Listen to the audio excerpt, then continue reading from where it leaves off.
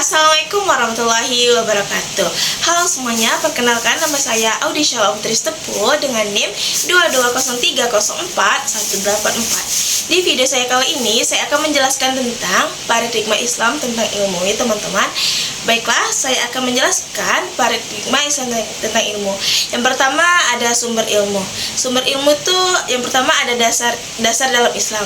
Ilmu bersumber dari wahyu, yaitu ada Al-Quran dan juga hadis, dan juga akal manusia ya.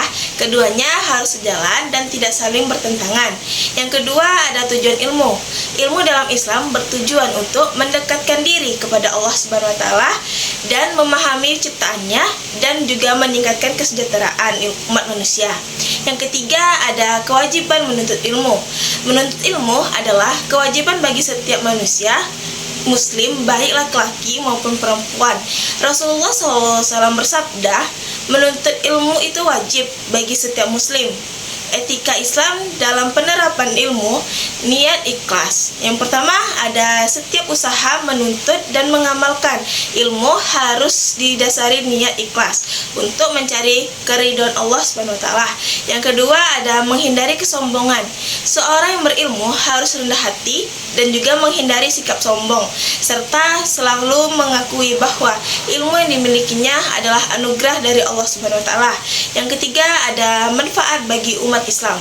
Ilmu yang diperoleh harus dimanfaatkan untuk kebaikan umat dan tidak digunakan untuk merugikan orang lain atau melakukan yang semena-menanya atau kezaliman. Dan ada beberapa prinsip dan ajaran Islam dalam ilmu. Yang pertama ada ilmu tauhid, yaitu keimanan kepada Allah. Ilmu dalam Islam harus memperkuat keimanan kepada Allah Subhanahu wa taala dan tidak bertentangan dengan prinsip tauhid. Yang kedua ada ijtihad dan pembaharuan. Apa sih ijtihad dan pembaharuan itu?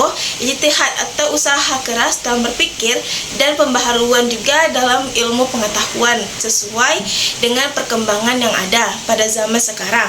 Selama tidak bertentangan dengan Islam, maka prinsip-prinsip Islam itu tidak akan berketentangan. Yang ketiga ada keadilan dan kebenaran. Ilmu harus digunakan untuk menegakkan keadilan dan kebenaran. Peneliti dalam keilmuan Muslim dan jujur dan adil dalam melakukan penelitian dan juga menyebarluaskan pengetahuan. Contohnya adalah aplikasi ilmu kedokteran, yaitu seorang dokter Muslim harus mengutamakan kesehatan pasien dan menghindari tindakan yang merugikannya, serta menjauhi praktek yang bertentangan dengan nilai-nilai Islam seperti ada eutasannya.